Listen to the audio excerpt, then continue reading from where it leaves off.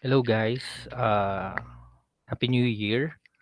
Okay, so I'm currently recording the module 4 nung IT era natin. So I was not able to meet you. This was supposed to be on last December 23. Pero since for sure some of you guys are already in the vacation, so I already gave the December 23 as your time. So, yun, uh today I am recording this for me to discuss yung module 4 natin, which is crime, no? Actually lahat naman halos ng nakalagay dito was already familiar to you guys, no? Familiar na to halos. Uh, if not, no, naririnig natin ito in the news, nababasa natin siya in Facebook or in social medias, different social media platforms, or even you will heard it from your friend, no? Okay, so ibig sabihin, this topic is not really new to us. Ibig sabihin medyo madalas na nating naririnig ito. Okay, so just be reminded guys, no, after this discussion meron akong ibibigay na simple quiz lang naman for our module 4, no. And then watch out for the module 5 kasi after I recorded the module 4, I will be following the recording of the module 5, which is supposed to be the live meeting is today, but because of my ah, medyo hindi pa okay yung pakiramdam ko, I was not able to meet you personally, no? Ah, I hope you guys do understand. That's why nire-record ko naman ito. Just not to miss any of the module that we have so that in track pa rin tayo, no? Okay? Okay, so let's start.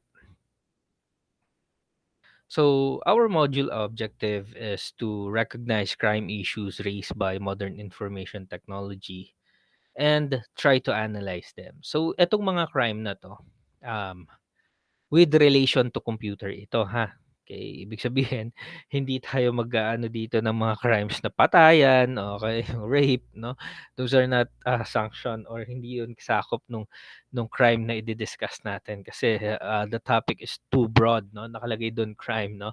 But then it was not categorized as computer crime. Anyway, okay, since IT era yung subject natin, so it is understood already that, uh I am referring to crime referring to with the use of computer technology. Okay? So the topics will cover hacking, okay, uh, scams and forgery, identity theft, credit card fraud, yung mga yan. Ito yung mga cover netong topic na to.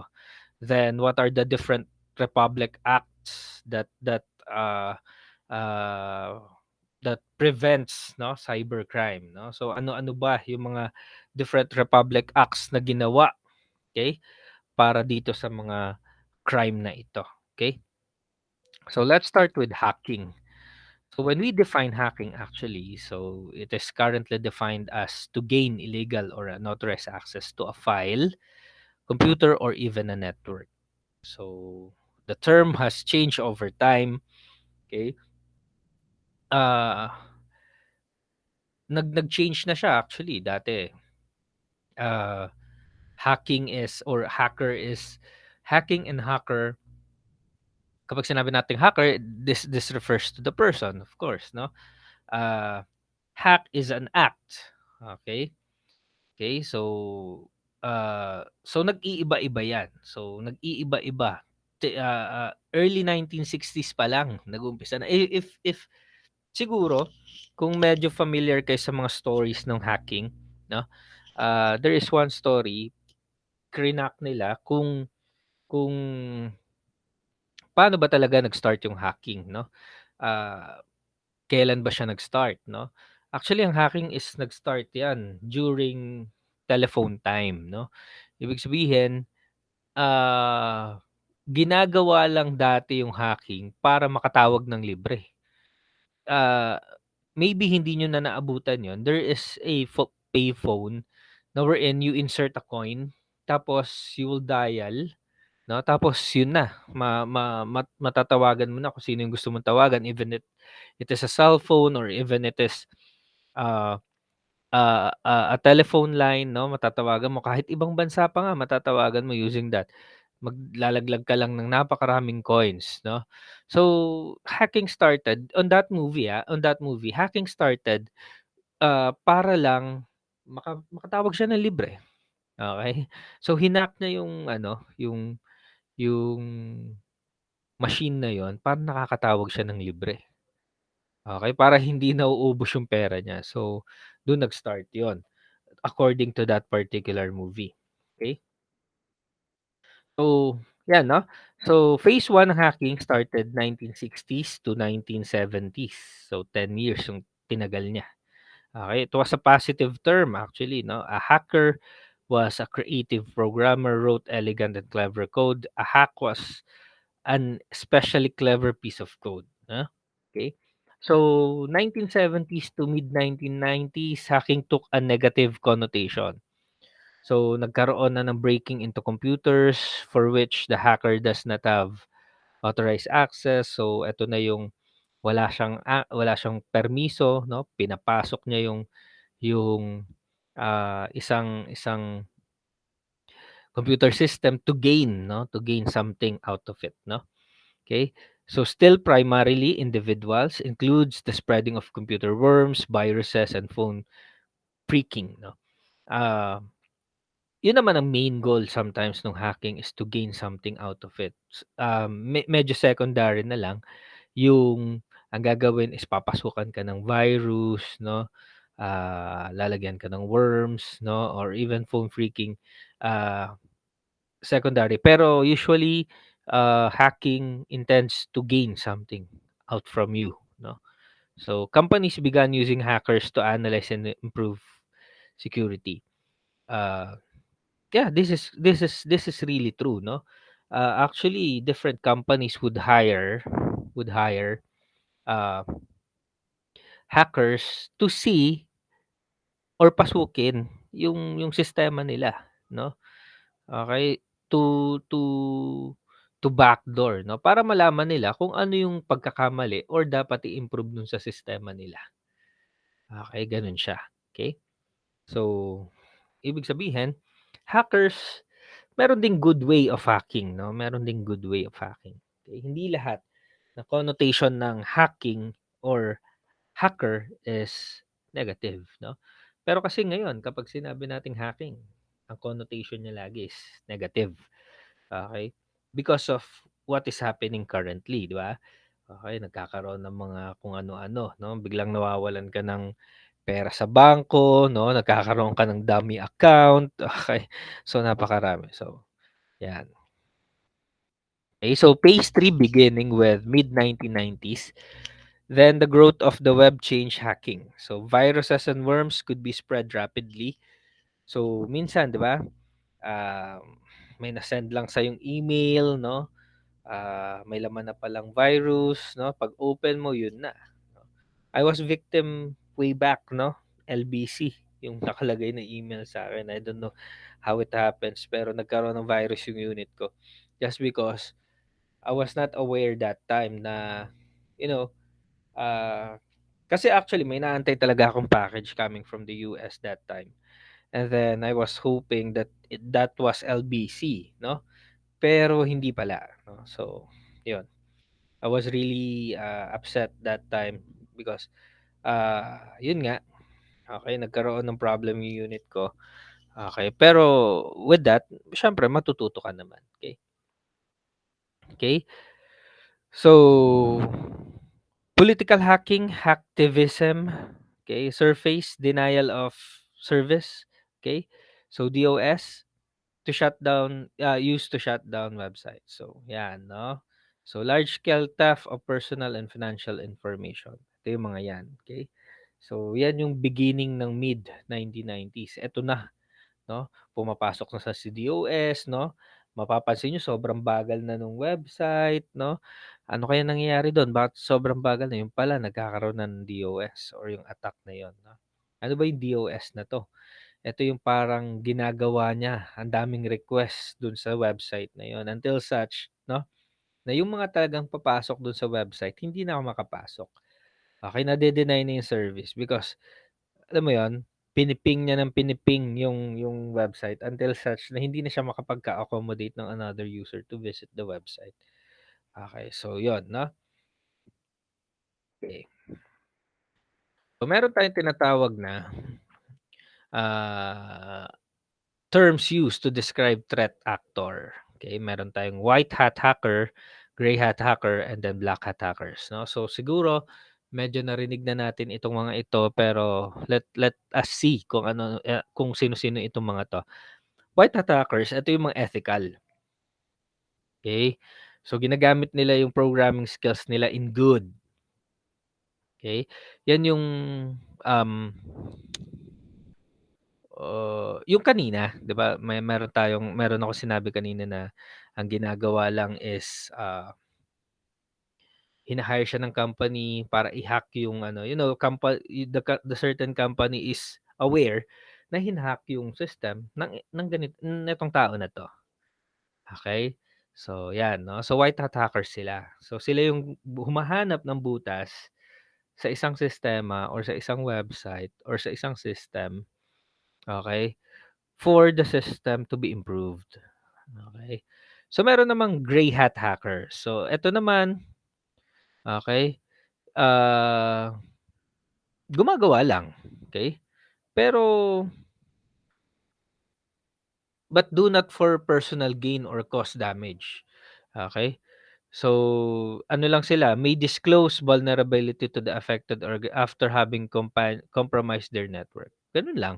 Na parang, i-hack ko lang 'to, okey, gano'n lang siya 'no. Okey. So, i-hack ko nga 'to, tignan ko kung ano yung ano nila, problem nila, gano'n lang 'no. They are gray hat hackers 'no, okey. So, parang they just do it for fun, okey, okey. So, ginagawa lang nila 'yun for fun. Pero wala naman silang gustong, ah, hindi naman nila gustong pabagsakin or hindi naman nila gustong nakawan yung isang website or yung isang system, okey. Meron din tayong tinatawag na, ah, black hat hackers 'no. So these are unethical criminals who compromise computer and network security for personal gain. Ito yung mga talagang merong balak na masama dun sa isang website. That's why hina-hack niya, okey. Kaya kaya ginagawan niya ng masama, okey. Kasi meron siyang balak gawin, okey. So 'yan 'no. So, the evolution of hackers. So, still, table displays the modern hacker terms and brief description of them. So, meron tayong hacking terms, no? Basic hacking terms. Okay, so ito yung description din nila. Okay, so script kiddies. Okay, so these are teenagers or inexperienced hacking or hackers running exist. Okay, scripts, tools, and exploits to cause harm, but typically not for profit. Ito yung mga alam mo 'yun, try ko nga mang-hack 'no. Download ako ng mga ganitong tools 'no, okey, download ako ng ganitong ganyan 'no, yung mga gano'n. So meron 'yan, yung mga halimbawa, paramihan ng likes, kailangan ko ng maraming likes, so download nga ako ng ano, pamparami ng likes. Okey, mga gano'n, script kiddie sila. Okey, meron tayong vulnerability broker. These are usually gray hat hackers, okey. So sila 'yun, mga 'yun, ha. Okey, so discover exploits lang. Tapos ire-report mo sa vendor, 'no? Minsan may ano, minsan may, what do you call this, meron silang pabuya, 'no? Meron silang token, 'no? Pero kasi ang pinag-iba nila sa white is yung white kasi inutusan na gawin yon, sila hindi. Okey, yun ang pinagkaiba nila, okey? So, 'yan, 'no? Hacktivist, gano'n din. Okay, ito naman, gray hat hackers naman 'to, who publicly protest organization. Okay. Okay, so leaking sensitive information and performing network attacks. Okay, ito naman, hindi naman gano'n kasi wala rin naman siyang gustong kunin. Okay, mga gray hat hackers din 'tong mga 'to. Okay, gusto lang nila yung mga ano 'to, nagpoprotesta, may mga gusto ng ipalabas na ganito tungkol sa gobyerno, gano'n. Sila yung mga 'yan, okay. Next, cyber criminals. These are black. 'Yan, mga 'yan. So, sa sino kaya kayo dito pagkadating ng araw? Okay. Ayan. So, state-sponsored, these are white, okay, or black. Yan. So, yan. They are who steals government secrets, gather intelligence, sabotage networks, no? Yung mga yan. Sa mga movie, 'di ba? Yung mga nasa close van tapos sila yung mga nandoon yung parating na kami, gawin mo ng green yung camera, mga ganun yung datingan ng mga 'to. Pero siyempre sa ano lang 'yun, sa movies, 'di ba? Okay. Pero hindi naman gano'n kaano talaga ang hacking 'no, it's not like that, okay. So 'yan 'no. So hopefully medyo clear naman lahat, okay. Okay, so hacking still 'no. So use of hacking to promote political cause, so hacktivism 'no, so do'n tayo sa hacktivism and political hacking. So use of hacking to promote political cause. Disagreement about whether it is a form of civil disobedience and how it should be punished. No? Some use appearance hacktivism to hide other criminal activities. So, yan, no, yung mga ganyan. So, yan. Actually, na ano naman na natin to kanina. So, yan. Okay, so moving on. Meron namang law in catching and punishing hackers. No? Dati kasi parang hindi naman sila nakukulong. Ngayon, meron na. No? Marami ng law. Okay, so 'yan 'no. So 1986, 'yan. This is ano, USA, 'no, sa US 'to. Okay. And i-highlights na lang let us just get the highlights of this, 'no. So a variety of methods for catching hackers, uh, security professional sets honeypots. Ito, ayan, 'no. Yan. So, which are the websites that attract hackers? Honeypots parang ano 'to, eh, sinasabi nila hackers are just like, just like bees 'no, na naa-attract sa mga honey 'no. So 'yan, so 'yan. So 'yan. Tapos pagka pumasok ng hackers 'yun, they will be, uh, traced 'no, okay. So ibig sabihin, magiging ano 'yan, magiging way nila para ma-catch yung ano, ma-catch yung, ah, hackers natin, okay. So next, penalties. Let's try to see the different penalties. So penalties for young hackers, uh, eto 'no, most young hackers receive probation, community service, and fines 'no, 'yan. So 'yan, medyo ano lang naman, okay. Ito halos yung mga penalties nila. Okay, kapagka mature sila, what do you call this, minor sila, 'yan, okay. So, hindi naman sila gano'n ka-ano, ka katagal or minsan community service lang 'no. Lalo na kung hindi naman gano'n kabigat yung ano nila. So, 'yan, security, in terms of security, so firewalls are used to monitor and filter out. That's why 'no, ah, different institution bumibili pa 'yan ng mga firewalls 'no, okey. Maybe nagtataka kayo, ano ba sinasabi kong firewalls 'no? Firewalls mga hardware 'to, network hardware 'to 'no? Hindi 'to yung mga firewall lang na ini-install, it's not like that 'no? Hindi siya gano'n 'no, okey. malalaki itong mga 'to, okay? Maybe maybe someday you will see one, kapagka nasa industry na kayo or it comes face to face, 'no? Medyo makikita niyo yung mga 'yan, okay? Yan. So, developers have a responsibility to develop with security as goals, 'no? Business have responsibility to use as security tools, 'no? Especially mga bangko, 'no? Kagaya kagaya sa amin, 'no? The school do have banks, so kailangan nila 'yon. Okay. Aside from different protections, other than physical protection, kailangan nila yung mga, you know, network protections. Yan. So, note this, 'no? Kasi ito yung mga sasagutan natin. Okay? Yan. So, meron din tayong tinatawag na hacking communities constitution. So, yan, may mga we believe sila diyan, okay? So, we believe that every individual should have the right to free speech in cyberspace. So, yan. Okay, so kaya meron silang mga ganyan. The democracy should exist in cyberspace to set a clear example as to how a functioning element of society can prosper with equal rights and free speech to all. Okay, they believe kasi na hacking um, parang parang a democracy also, no? So, yan. Okay? A democracy in cyberspace. Ang banat nila. And madami yan, no? So, until yan, they have 14. Okay?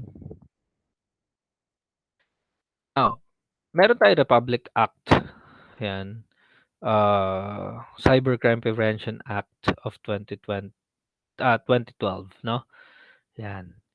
I'm not sure if this is a Cybercrime Prevention Act under the Philippines, no? Uh, okay. So, Republic Act 10175, Punishable Acts. So, the following acts constitute offense of cybercrime punishable under this act, no? So, illegal access, yan, illegal interception, data interference, sister interference, these are punishable acts. Okay? So, under sila ng cybercrime offenses. Ibig sabihin, pagka isa sa mga ito, okay, punishable ka na. Misuse of device, kasama din. Okay. So, halimbawa, hmm, ah, credit cards, yung mga gano'n, 'no?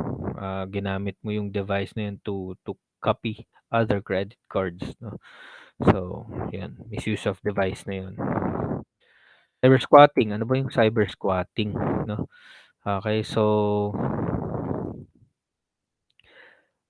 parang eto, halimbawa, magtatayo ako halimbawa, 'no, alam kong palaki na ng palaki si BDO, 'no?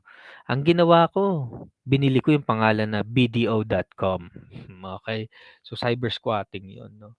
So, dahil binili ko yung BDO.com na pangalan, in website, as website, ngayon mag-a-apply si BDO. Gagawin niya bdo.com.ph. Kaso wala na, kasi si BDO.com kinuha ko na. That is cyber squatting. Bawal 'yon, 'no? Okay. Kumbaga binibili mo yung hindi naman sa'yo, tapos ano bibilhin sa'yo ni BDO, magkano? Siyempre ikaw naman, sasabihin mo, "Oh, bilhin mo sa akin mga kahit mga 35,000." Mga gano'n, 'di ba? So, that is not permitted. So, puwede ka ng kasuhan ngayon do'n. Okey. Other than that, computer-related forgery, bawal din 'yan, okey? Let's say for example, ah, gumawa ka ng mga transcript, 'no? Gumawa ka ng mga, diploma kasi nag-a-apply ka ng trabaho, bigla ka natapos ng masters, 'no, naging doktor ka, so bawal yung mga 'yan. Ang tawag diyan recto, okey, bawal 'yan, okey? Regardless what is it, 'no, bawal sila, okey? So, let me share, 'no, ako kasi dati, dahil nga I have skills on that, okey, tinulungan ko yung classmate ko one time para makapag-apply ng trabaho. Actually, marami na pala akong natulungan. Ginagawan ko lang sila ng fake transcript, pero sabi ko pagka once na chineck sa CHED 'yan, yari kayo,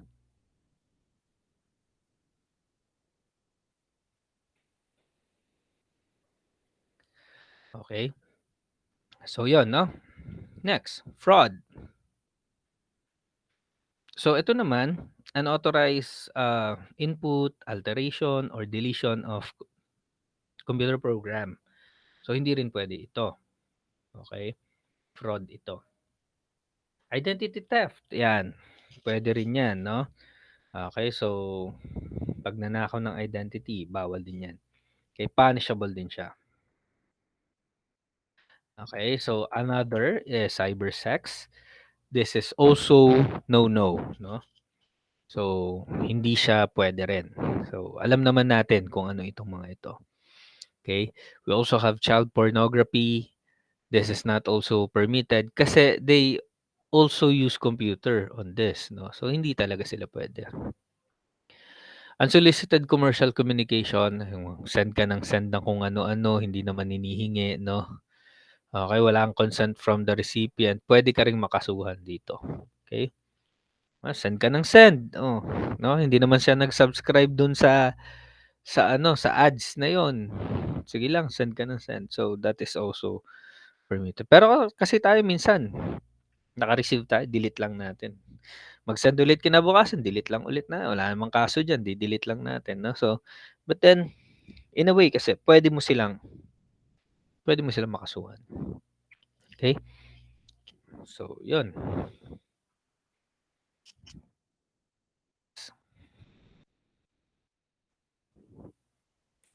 Libel, okay, cyber libel, yung mga 'yan, 'no, ipo-post mo halimbawa yung kasama mo na, "Uy ikaw," ay, I mean parang itsitsismis mo siya na, "Uy buntis pa," ipo-post mo siya, "Congrats, buntis ka, yung ganitong pangalan." So, bawal din yung mga gano'n. So, 'di ba sa mga artista uso yung ganyan, so nagkakakasuhan sila yung mga ganyan, 'no, okay. Aiding or abetting in commission of cybercrime. So, okay. So, pagtulong, 'no, bawal 'yan, 'no. So, accessory to the crime, bawal 'yan, 'no. Attempt in the commission of cybercrime, bawal 'yan, okay.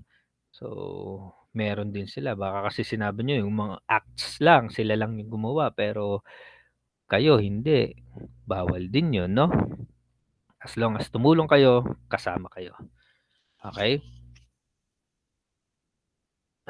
Excuse.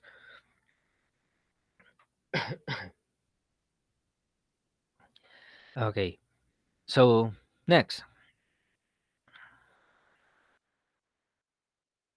'yan. So, eto mga example ng cybercrime incident in the Philippines, 'yan.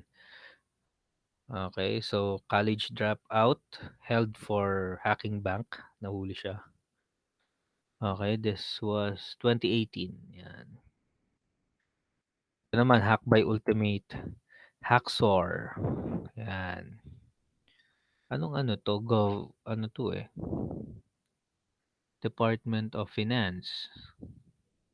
Yeah, Department of Finance. Na-hack siya dati. Bureau of Fire Protection, 'yan, 'di ba? Marami silang tao. Okay, so cyber complaints in the Philippines, madami-dami. Okay, 'yan.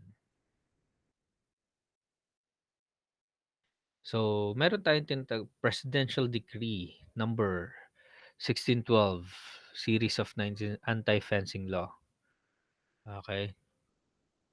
So, fencing is an act of any person who, with intent to gain for himself or another, shall buy, receive, possess, keep, acquire, conceal, sell, or dispose or shall buy, sell any other manner, deal in any article. So, ano ba 'to? Ah, ano 'to, eh, parang, ah, fence kasi includes any person, firm, association, corporation, or partnership who which commits the acts of fencing. Parang ano 'to, eh, derive, proceeds, or leading to crime or theft or even robbery. Okay, so gano'n siya, okey. Ang liit nga lang ng penalty dito, 6,000 but not exceeding to 12,000, 'di ba? Liit lang. Okey, 1979 kasi siya ginawa, eh, matagal na, eh. Okey, so 'yan, wiretapping, 'yan matagal na rin 'to. 'Di ba dati kay ano, kay Gloria Arroyo nagkaroon ng ganitong klase ng, parang issue 'no, imbes na makulong si Gloria Arroyo na ano 'yan, na what do you call this, nagkaroon ng switch 'no, naging panig kay makapagal yung ano, dahil wiretapping. It's invasion to privacy, parang gano'n. So, hindi rin nagtagumpay yung kung sino man yung nag-wiretap kasi meron ngang batas anti-wiretapping, okey.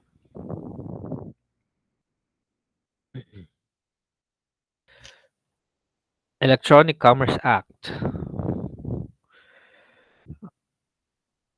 So, an act of abiding for the recognition and use of electronic commercial and non-commercial transaction penalties for unlawful use thereof and other purpose.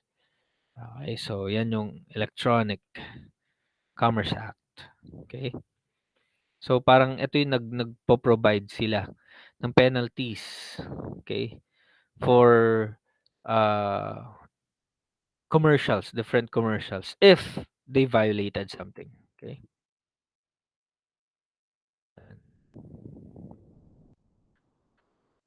Next is anti-money laundering. Ito naman, ah, alam natin ang ibig sabihin ng ng laundering, 'di ba? So, that means, paglustay 'no, paglustay. Okay. So, these are the different activities. So, uh, unlawfully activity, kidnapping for ransom, no? Yan, plunder, robbery and extortion, wetting and masyaw. Masyaw, I don't know what is masyaw is. Yan, siguro another way of betting din 'to. Yan, smuggling, swindling, no? Hijacking, yan mga yan. So, yan, laundering, no? So, may pera, pagkuha ng pera, no? Tapos paglabas ng pera, yan, laundering yan. Halimbawa, may pera ka dito sa Pilipinas, tapos nilabas mo ng bansa, tapos sa labas ng bansa nilagay mo halimbawa sa Bank of Spain, yung mga gano'n, money heist 'no. Bank of Spain, dun mo nilagak yung pera mo, so money laundering yun. So bawal yun 'no, kasi mawawala sila sa circulation. Also yung mga ganyan. So siyempre yung mga kidnapping, bawal yung mga yan. So, social engineering attacks. Attempts to manipulate individuals into performing actions or divulging confidential information. So, social engineers often rely on people's willingness to be helpful. They are also prey on people's weakness. So, yan. So, parang in a way, ano rin to eh. Parang pag sinabi kasi nating social engineers, they are ano eh, preying, no? Parang sila yung mga ano, ah, hunters, no? Yan. Ng mga ano, ng mga different persons, weak persons, no? Na pwede nilang ma kind of, maloko, no, mga gano'n. So, 'yan, okey. Ano, so, these are the social engineering attacks. Ito yung mga minsan mare-receive nyo. So, be careful, 'no? 'Yan, merong pretexting. So, needs personal or financial data to confirm identity of the recipient, yung mga 'yan. May phishing, alam na natin yung phishing, 'no? Spear phishing, okay, spam, alam na natin yung mga 'yan, 'no? Something for something, okay? Baiting, impersonation, tailgating, shoulder surfing, then dumpster diving, yung mga 'yan. So, etong mga 'to, they're the different social engineering attacks, 'no? Baka minsan sa inyo, mayroon ng naka-experience ng ganito, 'no? Maybe, 'no? Might be, 'no? Baka, something, 'no? Someday, 'no? Be careful na lang. Ah, Dati kasi madalas 'to may tatawag, "This line is recorded," gaganyan sila. We just here to ano, to, ah inform you that we are waiving your annual fee ng credit card, ganyan, gano'n, gano'n. So, mga gano'n. So, be careful with them. Okay? Next. Ito, 'no, medyo maganda rin pag-usapan ito, identity theft and credit card. Though identity theft is already, parang familiar na sa atin, 'no. Even credit card fraud, familiar na rin naman ito sa atin, 'no, halos, 'no. So, identity theft, various crime in which criminal or large group uses the identity of an unknowing innocent person. So, to use the debit card or even the credit card of the person. So, mga ganon. So, hindi naman nila dahil gusto lang yung identity mo. Maybe because you are holding something na pwede nilang magamit. Kaya kanila kinokopya. Okay? So, yan, no? So, be careful. Halimbawa, may premium account ka, ganyan. So, kukunin nila, gagamitin ka nila para makuha nila yung mga yon. So, yan, be careful with that. Yan. So, based on how they are going to gain, no? So, through phishing, yan, email ka nila, no? Farming, ito naman, yung farming, yung mga false website that fish for personal and financial information, yan. Tapos, mapaplant na yung false URL and domain server names, yan. So, hindi mo na alam ano na nangyari, na-copy ka na nila. Okay? Yan. So, stealing identities ulit, no? So, techniques to use to protect your personal financial information. Okay, so, yan, activation for new credit cards. Okay. Do not print the full card number. Yan. So, yung mga gano'n. Actually, marami naman ng ano, magagaling lang talaga yung mga ano, identity theft and credit card fraud. Madami na 'no. Nag-iiba. Halimbawa, binago ni BDO or Security Bank yung ways nila on how are they going to protect the the card holders. Nagagawan pa rin ng paraan 'no. Okay. Even yung one-time PIN passcode nga minsan nakakalusot pa yung mga 'yan. So, 'di rin mahirap din. Authentication of email and websites, yan mga 'yan. So, 'yan, madami. Okay? And so on. Biometrics, 'no? So, isa rin ito, 'no?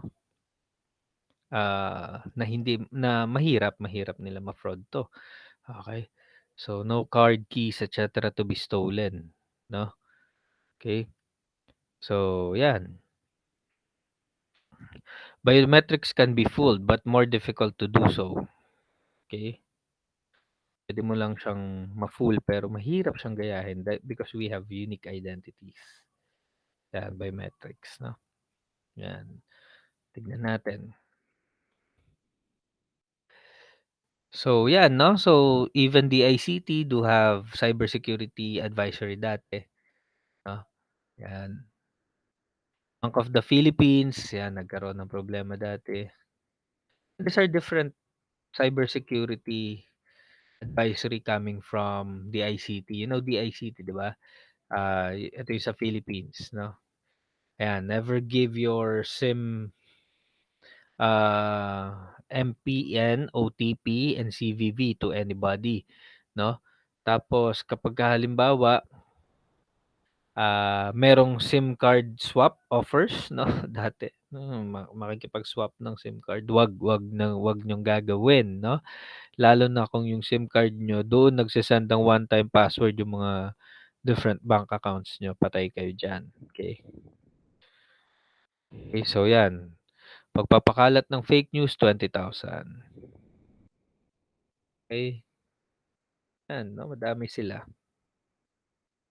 'Yan, puwede niyo ring i-report yung mga fake and dummy accounts, 'yan 'no, madami sila. 'Yun 'no. So next is we have data privacy, 'no. Ito naman, unauthorized processing of personal information and sensitive personal halimbawa ano, binigay mo yung personal information ng kaibigan mo ng hindi niya alam, bawal na yun ngayon. Okey, pinost mo yung picture niya ng hindi niya alam, bawal na yun ngayon. So, those are data privacy at puwede kang mamulta at makasuhan, okey? Ah, 'Yan 'no. So, a penalty of imprisonment ranging from 1 year to 3 years and fine not less than 500,000 pesos. 'Yan, but not over than 2 million. Okay. So gano'n siya 'no. Kung gusto niyo yumaman 'yan, magkaso kayo ng data privacy. Kung halimbawa nag-selfie yung kaibigan niyo ta's 'di hindi niya sinabi na ipo-post niya ta's ayaw mo, 'yun. So bawal 'yun. 'Yan 'no, okey.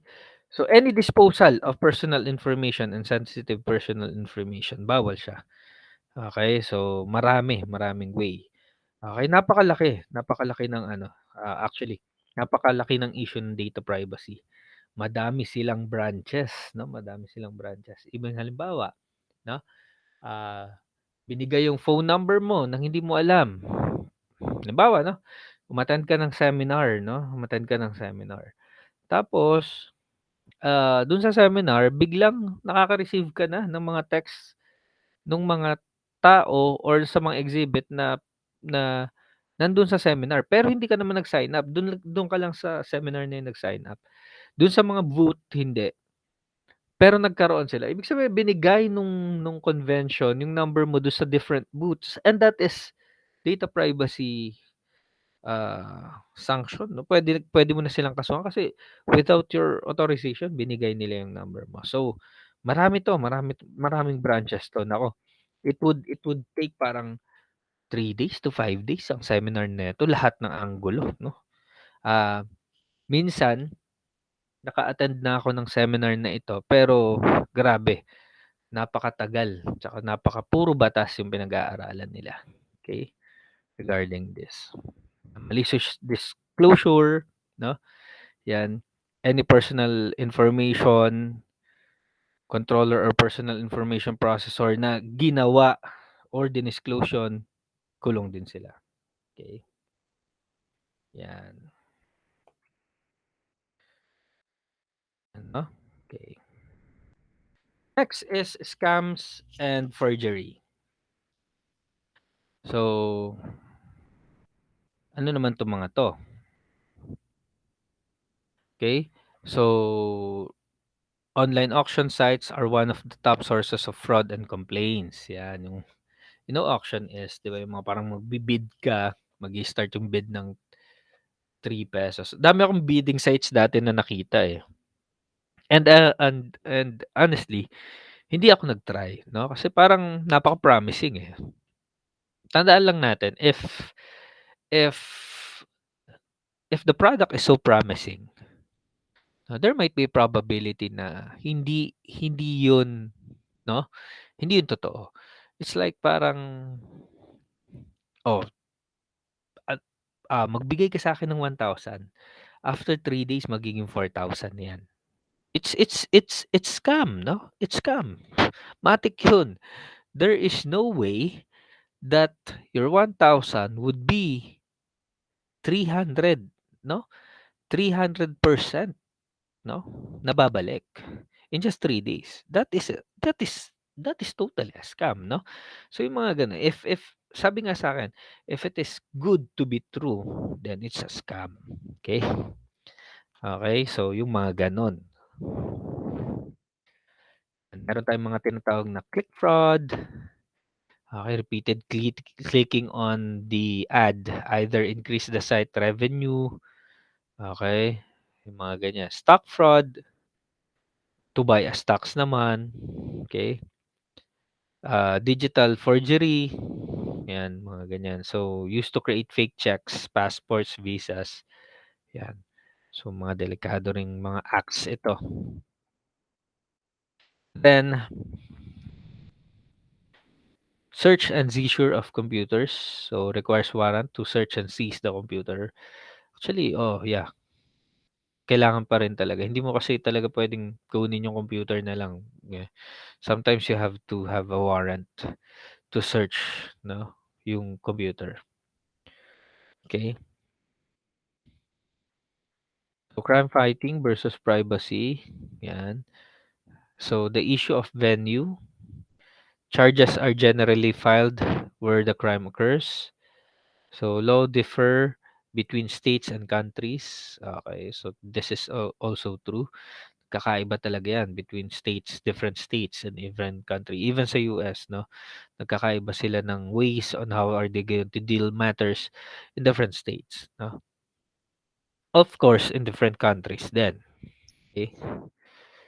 Meron silang tinatawag ding cybercrime treaty, no? Okay? Common standards or ways to resolve international cases. Okay, so yan, may mga treaty-treaty yan. Okay? So, when the digital action cross borders, so law vary from country to country. So, yan nga yung sinasabi, no? Even state to state. Okay? Someone whose actions are legal in their own country may face prosecution in other country where their actions are illegal. No? Halimbawa, ginagawa mo to sa Pilipinas, legal dito. Pagpunta mo pala sa China, illegal. Malamang pagpunta mo doon, patay ka. Okay. Okay, so, kaya yari ka, no? Okay. So, kaninong kaninong law rule ngayon yung ano, pero sometimes naman hindi ka naman makakapag-push through, no? So, arresting foreign visitors, yan. Yan. So, halimbawa, dito siya mahuhuli kasi bawal dito, pwede 'yon, no? Okay. So, they will be arrested. Tapos usually, made-detain lang then papa-deport din naman papunta dun sa kung saan sila. Okay, kung hindi gano'n ka-ano 'no. So, libel, speech, and commercial law, gano'n din. Okay. So, yan, we're almost done actually. Yan. So, what suggestions do you have resolving the issues created by different laws in different countries? What do you think would work and what do you think would not work? Okay. So, these are the different ano naman. Okay. So, Anti-Child Pornography Act of 2009. Okay. Yan, alam naman natin na these are really talaga bawal, no? Okay, so yan. So, ang mananagot dito usually is yung venue kung saan ginagawa 'yon. Okay, nananagot 'yon, no? So, yung mga store owners, business establishment, mananagot sila. Okay. So also yan din, individual using personal electronic gadgets connected to the internet, mananagot din sila. Owner of the internet cafe, so mananagot din sila, tama sila. Okay. So, penalty, yan, hanggang 1,000,000 hanggang 2,000,000. Okay, years, uh, any found guilty violating, okay, penalty Reclusion per temporal. Okay. Medium period lang. Okay. So, medium period lang naman. Wala naman sila masyadong binanggit na kung ilang taon. Okay, so that ends your chapter module 4, no? Okay, so I'll be posting kung ano yung sasagutan natin for this chapter, no? Okay? And I'll be waiting for your answers, guys. Thank you for uh attending our or listening to this recording. Okay? Bye-bye.